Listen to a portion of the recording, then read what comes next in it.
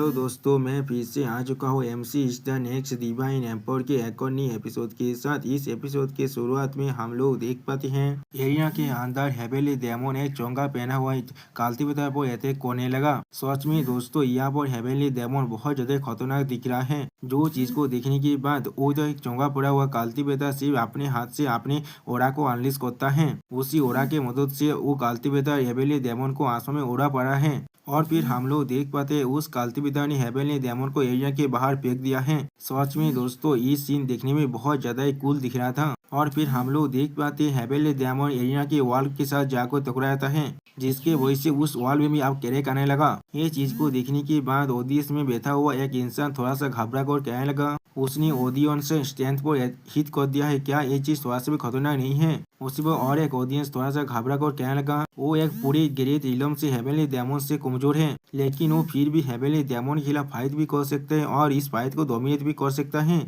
ऐसा किस तरह से हो सकता है। जो सुनने के बाद और एक ऑडियंस कहने लगा मुझे मालूम है इमोर्टल फैक्शन की जो जीनियसेस होते हैं वो लोग अपने से ज्यादा ताकतवर इलम के कल्टीवेटर के खिलाफ फाइट कर सकते हैं, लेकिन वो एक हेवेली डेमन है जिसके बारे में हम लोग बात कर रहे हैं। अगली पल हम लोग देख पाते हेवेली डेमन अब अपने ओरा को और भी ज्यादा अनलिश करने लगा। सच में दोस्तों यहाँ पर हेवेली डेमन बहुत ज्यादा स्कैरी दिख रहा है। और फिर हम लोग देख पाते हेवेली डेमन अपने पेट के अंदर बहुत ज्यादा ओरा को गैदर करने लगा। सच में दोस्तों इस सीन को देखकर ऐसा लगा हेवेली डेमन को यहाँ प्रेगनेंसी हो चुका है। अगली पल हम लोग देख पाते हेवेली डेमन अपनी मुंह से एक जोरदार पर्पल फायर का अटैक करता है उस चोंगा पहना हुआ कल्टीवेटर पर। इस अटैक को देखने के बाद उस चोंगा पहना हुआ कल्टीवेटर सिर्फ अपने ओरा को अनलिश करने के बाद अपने ओरा से अपने हाथ में एक बो बनाने लगा। सच में दोस्तों यहाँ पर इस चोंगा पहना हुआ कल्टीवेटर बहुत ज्यादा कूल दिख रहा है। और फिर वो चोंगा पहना हुआ कल्टीवेटर अपने ओरा की मदद से यहाँ पर बहुत सारे एरो भी बनाने लगा और फिर वो उनमें से एक एरो को उठाने के बाद अपने बो में लोड करने लगा। जिस सीन को देखने के बाद ऑडियंस में से एक बंदा थोड़ा सा घबरा कर कहना क्या ये एक बो है,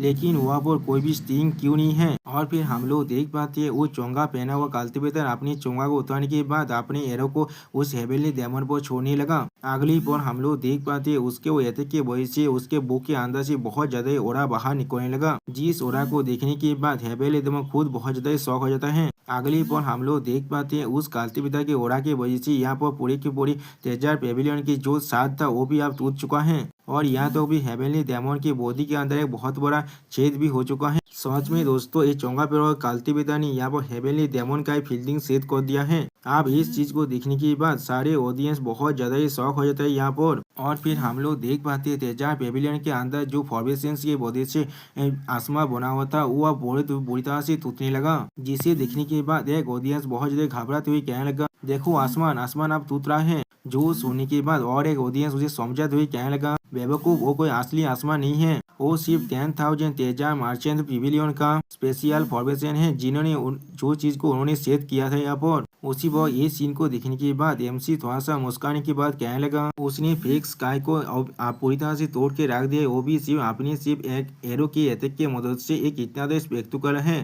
सच में दोस्तों यहाँ पर एमसी बहुत ज्यादा कूल दिख रहा था, जैसे कि एमसी यहाँ पर शो अप करने के लिए आया है। अगली पल एमसी थोड़ा सा सीरियस फेस बनाकर कहने लगा द सन आर्चर, वो सच में उसके नाम के लायक है यहाँ पर। जो सोने के बाद एमसी के दोस्त थोड़ा सा चौंकते हुए कहने लगा क्या सन आर्चर। जो सोने के बाद एमसी अपने दोस्त से कहने लगा इन्हें 9 शार्द को पूरी तरह से डिस्ट्रॉय कर दिया था जो आज को बहुत बुरी तरह से जला रहे थे। उसने यहाँ तो भी 6 ग्रेट इविल्स को भी एलिमिनेट कर दिया था और फिर उसे एम्पायर बना दिया गया था। ये बच्चा उस ग्रेट एम्पायर का डायरेक्ट डिसेंडेंट है, एक मामूली हेवेली डेमन उसके साथ कंपेयर करने के लायक भी नहीं है। जो सुनने के बाद एमसी के फैन थोड़ा सा चौंकते हुए कहना क्या इस सच में इतना ताकतवर है। और फिर एमसी के फैन थोड़ा सा और चौंकते हुए एमसी से पूछने लगा बादर साहुया आप सुवांतियान इमोर्टल इलम के बारे में भी इतना ज्यादा जानते हैं। जो सुनने के बाद एमसी अपने फ्रेंड से कहने लगा मुझे सुवांतियान इलम के बारे में कुछ भी नहीं मालूम, मुझे सिर्फ सान आचार के बारे में मालूम था। उसी वक्त एमसी के साइड में हम लोग एमसी के और एक दोस्त को देख पाते हैं जो अपने बेलकोनी की जो विंडो था उसे तोड़ने के बाद खुश होकर कहने लगा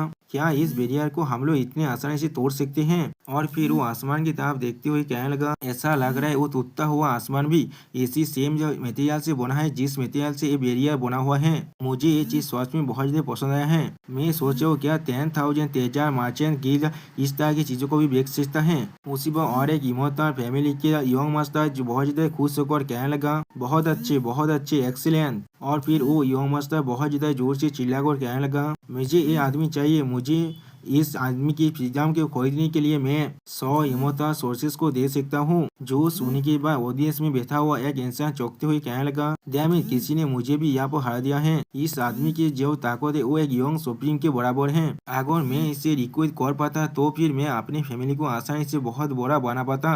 जो सुनने के बाद उसके साइड में खड़ा हुआ इंसान कहने लगा, तुम्हारी सोच बहुत ज्यादा हिलारियस है, क्यों ना तुम अपनी बीट को और भी ज्यादा बढ़ाने की कोशिश करते हो। हम मैं देखना तो क्या तुम्हारे पास ऐसा करने की गाट्स भी है। ओ ई नियांग होलीसान है, ओ ई नियांग सेक्ट और जो सेक्रेट स्पिरिट एकेडमी की एक साथ होलीसान है। आप ये चीज को सुनने के बाद एमसी के फैन थोड़ा सा बुरा मुंह बात हुए कहने लगा, क्या ये डिस्कास्टिंग ई नियांग फ्रीक कुछ देर पहले वो जो डेमोस पर बीट नहीं कर रहा था, मुझे कुछ इमोटल सोर्सेस को खोने के लिए मजबूर कर रहा है ये। और फिर अगली बॉल एमसी का दोस्त एरिया के अंदर आते हुए कहने लगा, मुझे ये आदमी चाहिए, मैं इसके लिए 200 इमोटल सोर्सेस दे सकता हूँ। जो सुनने के बाद ई नियांग होली स्टार बहुत ज्यादा शौक होकर अपने मन में कहने लगा, ये तो जियाल वो होली द माउंटेन का लिटिल पैंकिंग नहीं है, इसके जी कॉम्युनिटी भी यहाँ पर आ चुका है। और फिर हम लोग देख पाते एमसी के फैन को देखने के बाद वो चोंगा पहना हुआ कल्टीवेटर यहाँ पर बहुत ज्यादा ही गुस्सा होने लगा। और फिर वो चोंगा पहना हुआ कल्टीवेटर अपने पावर को पूरी तरह से रिलीज करते कहला, क्या एक इमोटल इंपियर क्लैन।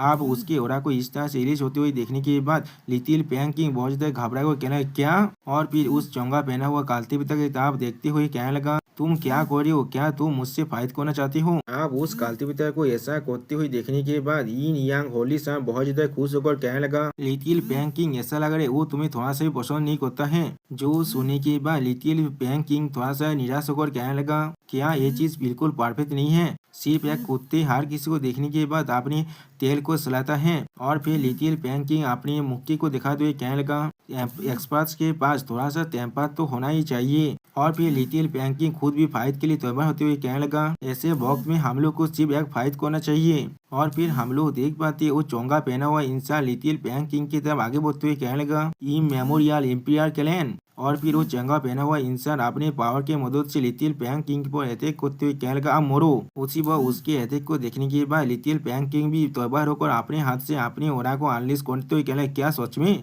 लेकिन उसी वक्त हम लोग देख पाते कोई इंसान कहने लगा, यहाँ पर रुक जाओ। उस इंसान के सिर्फ इतना कहने से उस चोंगा पहना हुआ इंसान को बहुत ज्यादा ही शौक लगता है, जिसके वजह से अगली पल वो वहाँ पर जमीन पर जाकर गिर जाता है। सच में दोस्तों मुझे लग रहा है इस इंसान इस चोंगा पहना हुआ इंसान पर किसी भी तरह के स्पेल को कास्ट कर रखा है। इस सीन को देखने के बाद लिटिल पैंकिंग बहुत ज्यादा घबरा जाता है और कुछ भी नहीं समझ पाता। अगली पल लिटिल पैंकिंग सिर्फ उस चेंगा पहना हुआ इंसान के मुंह की तरफ देखने लगा, जहाँ पर हम लोग देख पाते उस इंसान ने अभी अपने सेंस को पूरी तरह से खो चुका है। और फिर वही इंसान आकर आप लिटिल पैंकिंग से कहने लगा, लिटिल पैंकिंग आपको दोहराने के लिए मुझे माफ कर देना। यहाँ पर हम लोग देख पाते हैं लिटिल पैंकिंग यहाँ पर सच में बहुत ज्यादा ही शौक हो चुका है। और फिर अगली बार लिटिल पैंकिंग बहुत ज्यादा ही गुस्सा होने लगा। और फिर वो उस इंसान की कॉलर को पकड़ते हुए कहने लगा, तुम्हें किसने कहा इस फाइट को रोकने के लिए, तुम्हारा साहस भी कैसे हुआ उसे इस तरह से हिमोलित करने का, तुम्हारे पास कौन सा राइट है उसे इस तरह से हिमोलित करने का। उसी बार एमसी का दोस्त